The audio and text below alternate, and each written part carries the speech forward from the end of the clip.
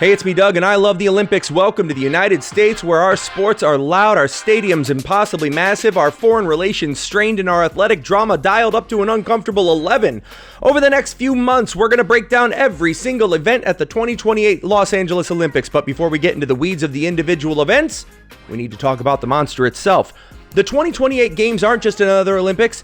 They are a multi-billion-dollar social experiment, a cinematic spectacle, and a logistical high-wire act taking place in a city famous for both creating global blockbusters and completely ignoring reality. This is your ultimate primer for Los Angeles 2028, the infrastructure, the ticket drama, the new sports, and the top 10 storylines that'll dominate the globe. Let's get into it. Part 1! To understand what LA's doing, you have to understand the chaotic history of the Olympics in America. Our track record is, let's call it, colorful. In 1904, St. Louis hosted a marathon on dirt roads through heavy traffic where the winner drank rat poison and brandy as a performance enhancer.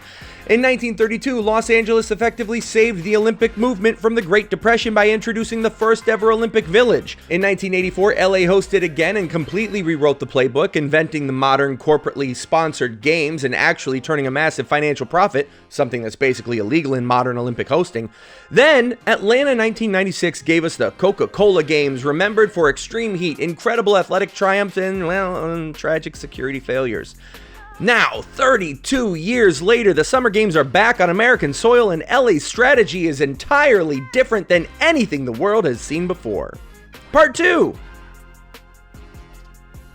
Usually a host city spends tens of billions of dollars building massive, shiny new stadiums that sit entirely empty and rotting by the next decade. Los Angeles looked at that business model and said, absolutely not. Nay, I say.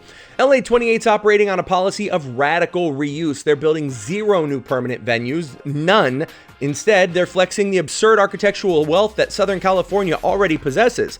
They're taking SoFi Stadium, the $5 billion home of the Rams, and building a temporary Olympic swimming pool right on the 50-yard line. It holds 38,000 spectators, making it the largest indoor swimming venue in world history. They're putting basketball on the brand new $1 billion Intuit Dome. They're putting track and field in the Los Angeles Memorial Coliseum, making it the only stadium on planet Earth to host 3 separate Olympic Games. But the craziest infrastructure flex? The transportation. Los Angeles, the undisputed car capital of the world, which is something it's probably not, I don't care, it's not true, whatever, is attempting a car-free Olympics. There will be zero public parking at venues. Instead, they're accelerating billions of dollars into their 28 by 28 metro transit expansion, and they are literally borrowing 2,700 buses from transit agencies all over the country to handle the load. They are trying to cure LA traffic with sheer Olympic willpower. Part 3. Of course, all of these world-class venues don't mean anything if you can't get inside, which brings us to the ticket drama. In April of 2026, the first wave of tickets dropped. The organizing committee proudly announced there will be 1 million tickets available for just $28. But when the virtual gates opened, the reality of modern event pricing set in. The locals-only presale swallowed up those cheap seats instantly. For the general public, it was an Eras Tour-level bloodbath. Because of dynamic pricing and unprecedented demand, tickets for high-profile events like swimming and gymnastics skyrocket into the high hundreds. If you wanted decent seats at the opening ceremony, you were likely looking at nearly $5,000. Throw in a 24% service fee, and the LA28 ticket market quickly became the ultimate Hollywood velvet rope. Part 4.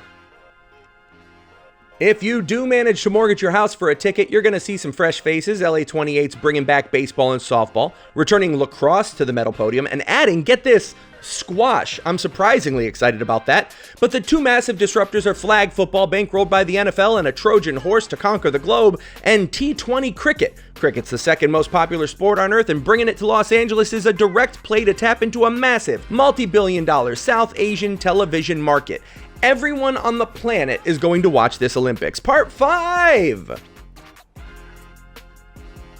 You have the venues, you know the sports, and you understand the history. Now here are the 10 storylines that are going to dominate the news cycle from now until the torch is lit.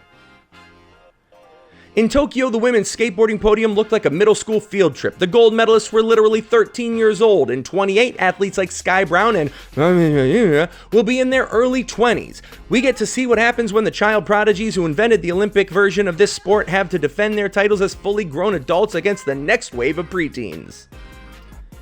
Because cricket's in the games, there's a very high probability that India will play Pakistan in a tournament match. The last time they played a major World Cup match, over 300 million people watched. Putting that rivalry in the middle of Los Angeles will create a broadcast event so massive it might actually break international satellites. In women's flag football, the United States wants blood. Mexico completely embarrassed the U.S. on their home turf in the 2022 World Games, led by their superstar quarterback, Diana Flores. In 2028, the U.S. women are looking to reclaim the sport they invented in front of a massive, heavily divided LA crowd. On the men's side of flag football, the drama is domestic. Every NFL superstar from Patrick Mahomes down has volunteered, but the U.S. national flag football team, made of smaller, faster, hyper-specialized athletes, has openly mocked the NFL guys, claiming tackle players will get destroyed in a non-contact game. The battle, just to make the U.S. roster, will be as brutal as the actual Olympics. The women's 100-meter dash is a marquee event of track and field. American superstar Sha'Carri Richardson will be defending her home turf against an absolute gauntlet of both Caribbean and Caribbean powerhouses. It's the ultimate clash of personalities, speed, and international trash talk. We're going to cover this in our track deep dive, but the men's 1500 meter remains the most toxic race in the world. Norway's Jakob Ingebrigtsen and Great Britain's Josh Kerr absolutely despise each other, but they both have to deal with the American assassins Cole Hocker and Yared Nuguse, who humiliated them in Paris and are now waiting for them on American soil. Whether Simone Biles competes in LA at age 31 or officially retires, the storyline remains the same. What does the United States women's gymnastics team look like without the greatest athlete of all time acting as their safety net? The pressure on the next generation of American girls to maintain absolute dominance in front of a home crowd is gonna be suffocating. Every Olympics has an athlete who's won every color of medal except individual gold. Enter American swimmer Regan Smith. She is a world record holder. She is brilliant, but she has spent years battling Australia's Kaylee McClure, frequently settling for silver and bronze. LA28 swimming inside an NFL stadium is her ultimate, elusive quest for an individual crown. For 2 decades, LeBron James, Kevin Durant, and Steph Curry bailed out USA basketball. Now they're gone. The new American core, guys like Jason Tatum, Anthony Edwards, and NBA rookie Cooper Flagg, have to defend the gold medal against the greatest international generation ever assembled. You have Wemby, SGA, and Jokic. If the US loses the gold in Los Angeles, it'll be a national emergency. I'm calling it right now. They're actually gonna, but prove me wrong, boys. Katie Ledecky is already the most dominant female swimmer in human history. In 2028, she'll be 31 years old, ancient in swimming years, making one final run. The image of Ledecky swimming her signature 1500-meter race miles ahead of the competition with 38,000 Americans screaming inside SoFi Stadium is destined to be the defining cinematic moment of the LA Games. So, why is this going to be the best Olympics ever? Because Los Angeles understands spectacle better than any other city on earth. They don't have to worry about building arenas, they just have to worry about putting on a show. You combine the undisputed home field advantage of Team USA, the greatest weather on the planet, venues that are engineered to be deafening, and the sheer narrative drama of the athletes arriving, you have a recipe for 2 weeks of pure, unadulterated sports cinema. It might be expensive, the traffic might be a nightmare, and the ticket portal might crash, but this is just the beginning. Over the next few months, we're going to dissect the rules, the rivalries, and the best chaos of every single event at the LA28 Games. I want to know what you guys think. Which of these 10 storylines are you most invested in? Are you remortgaging the house to buy a swimming ticket? Are you watching from your couch? Let me know in the comments. Make sure you hit that subscribe button, turn on notifications, and get ready. The road to LA starts now. I'll see you in the next one.